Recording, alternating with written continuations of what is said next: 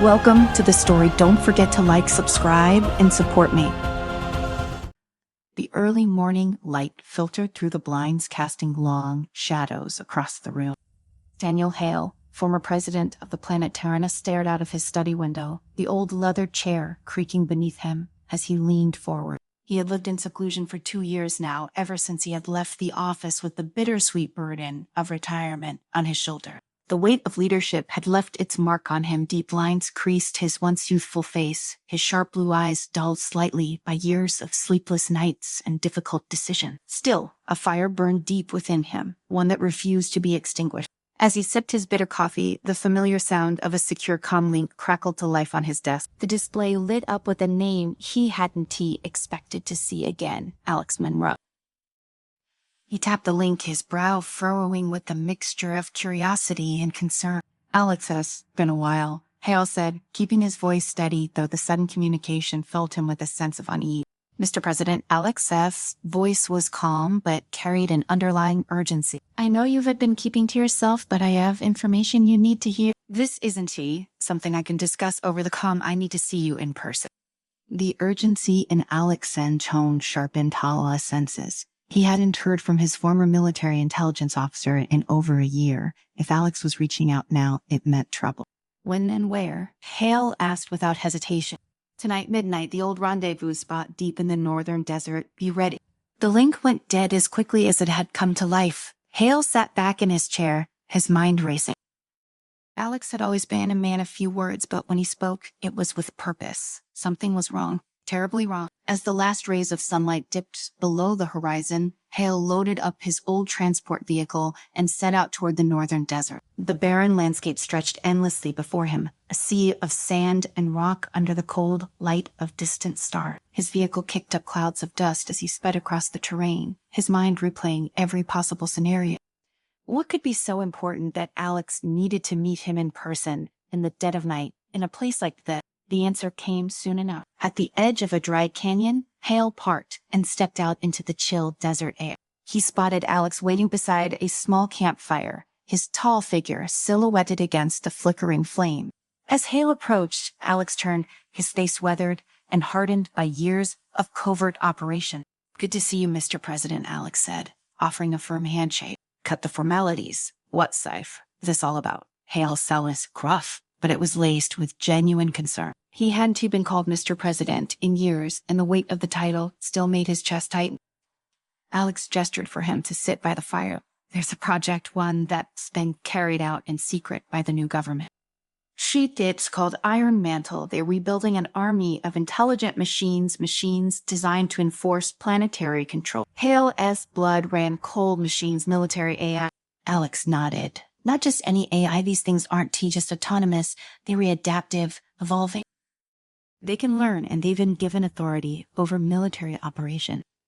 "We're talking total control, Mr. President. If this goes unchecked, we're looking at a planet ruled by machines, with humans nothing more than pawns." Hale's mind raced. He had always believed in progress, in the power of technology to elevate humanity, but this was different. This wasn't progress, it was domination. "And the new government?" Hale asked, his voice barely above a whisper. "Chancellor Ratchet. She's fully behind it. They've sold the idea as a way to eliminate human error, to make the planet safer. But the truth is, they're rebuilding a system that will make human resistance impossible. Once these machines are in place, there will be no turning back. They'll control everything." Hale felt a familiar anger rising in his chest. This was what he had fought to prevent during his time in office: the loss of human agency, the erosion of freedom. He had always feared that in the wrong hands, technology would become a weapon, not a tool, and now his worst fears were coming true. "We have to stop this," Hale said, his voice hard with resolve. "But I can't try and do it alone." Alex gave him a grim smile. "I didn't expect you to. I've already started gathering intel, and I've reached out to some of our old contacts. People who are still loyal to the cause, but we need a leader, someone who can rally the opposition, someone who the people will follow."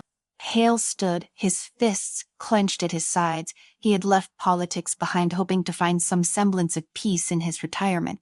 But there could be no peace in a world ruled by machine. "I'll do it," he said, the fire in his heart igniting. "But we'll need more than just a few old allies. We'll need a full-scale resistance." Alex nodded. "I know just where to start." The next morning, Hale stood in front of a dusty mirror, staring at his reflection. He was older now, but the fire in his eyes was the same. He slipped on his old military jacket, the one he hadn't worn since his days in office. It was time to lead again. The first stop was to a woman Hale hadn't seen in years, Dr. Eleanor Vance, one of the most brilliant minds in AI ethics during his presidency. She had been an advocate for responsible technological advancement, and Hale knew she would be appalled by what had happened since his departure from office. Her lab was located in a hidden facility, far from the prying eyes of the new regime. When Hale and Alex arrived, she greeted them with a wary smile. "Mr. President," she said, shaking his hand, "I didn't think I'd ever see you again." "I wish it were under better circumstances," Hale replied. "We need your help, Eleanor. The machines, the new government, everything we feared is happening. They are going to use these machines to control the planet, and we need to stop them." Dr. Vance's face darkened as she led them into her lab. The room was filled with advanced tech, holographic displays lighting up with streams of data. "I'd then been keeping tabs on Iron Mantle," she said, pulling up schematics of the machine.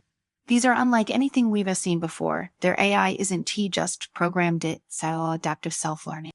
And it's all controlled by a central intelligence of IGs. If we really going to stop this, we will need to take down HFY." Hale studied the schematics, his mind working quickly. "How do we do that?"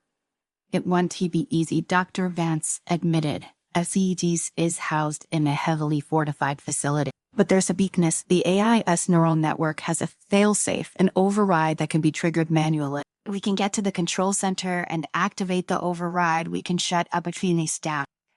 Hale glanced at Alex, who gave a sharp nod. "Sounds like we've got our first mission." The resistance began to grow, with Hale and Alex reaching out to former military contacts, underground political movements, and disillusioned citizens. Among them was Maya Chang, a former political rival of Hale's CEO, had turned against the new regime after seeing the direction it was headed.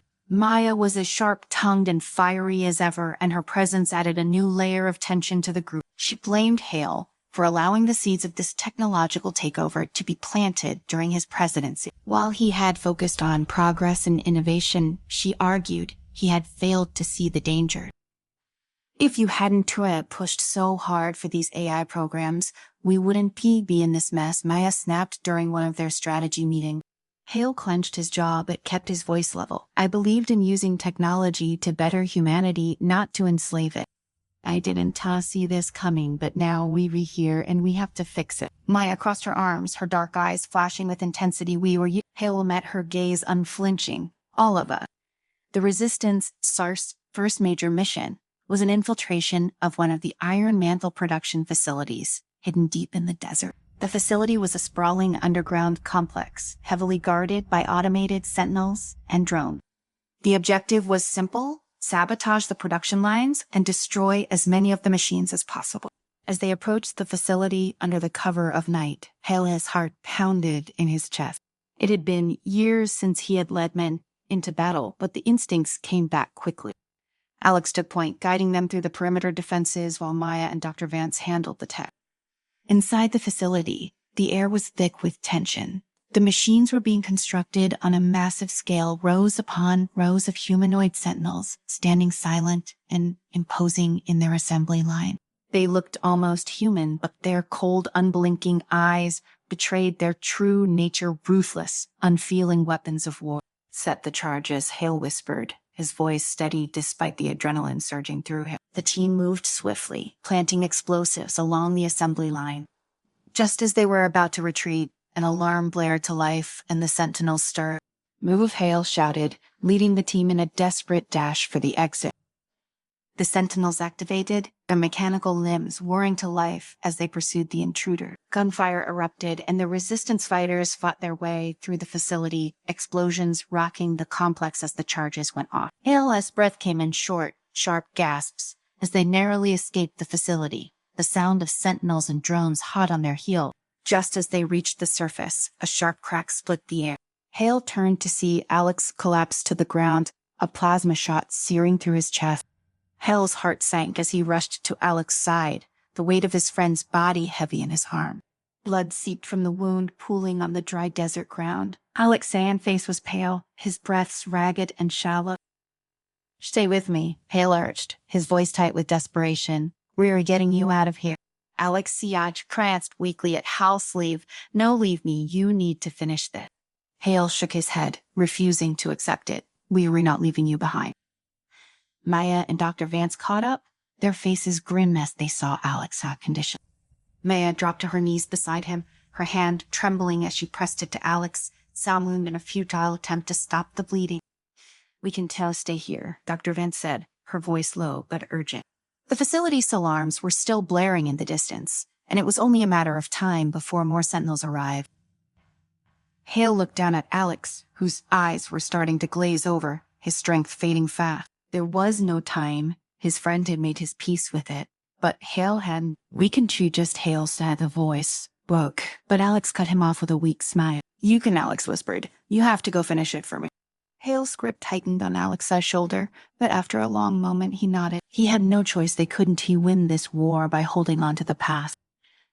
Maya's jaw clenched as she rose to her feet, her expression hard. Let's go. Hale gave Alex one final look, his chest tight with grief. He placed a hand over his friend's heart, then rose, steeling himself for what had to come next. Without a word, the team turned and disappeared into the night, leaving Alex behind. The next few days passed in a blur. The successful sabotage of the facility had dealt a blow to Iron Mantle, but it had come at a high cost. Alex's death weighed heavily on Hale, and the rest of the team shared in the grief, though no one spoke of it aloud. There was no time to mourn not, when the threat of Aegis loomed larger than ever. Back at their hideout, Maya confronted Hale in private, her voice filled with a tension that had been simmering since they began. What now? Hale, Alex gave his life for this, but we were barely making a dent in these operations. What's your plan? Hale was silent for a moment, staring at the map spread out across the table. His eyes traced the routes of their previous missions, each one marked with red for loss, or green for success. The balance was tipping the wrong way. We go after the Citadel, Hale said finally. It's the only way. Dr. Vance looked up from her terminal, surprise flickering in her eyes. The Citadel, that suicide. The Citadel is Iridius' core control center, Hale continued, ignoring her protest. If we can breach it, we can shut down Aegis permanently. This isn't just about slowing them down anymore. We take out Aegis, or we lose everything. Maya crossed her arms, her expression dark. You realize what you were asking. We don't have the manpower for an assault on that scale. We need an army? Hale replied. We just need to get inside. Once we reinvents can upload the virus, it'll destroy Evich from the inside. And how do you expect us to get through the most fortified location on the planet? Maya asked, her skepticism clear.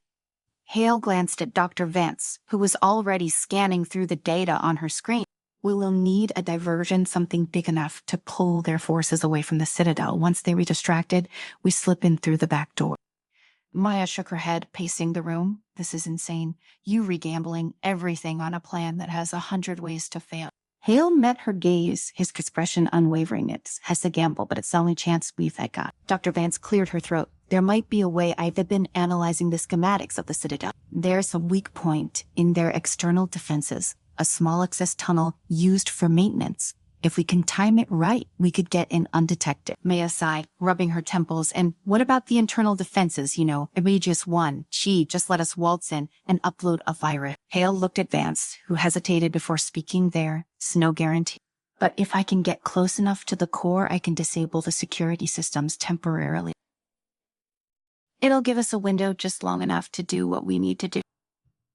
Maya stared at the two of them for a long moment before finally nodding. Fine, but if this goes south, it's souring on you. Hale didn't argue. He knew the risks, but the alternative was far worse. With the decision made, they began preparations for what would be the most dangerous mission of their lives. The night of the assault on the Citadel was cold and dark, the sky a vast expanse of stars. Hale stood at the edge of the resistance camp, watching as the others made their final preparation.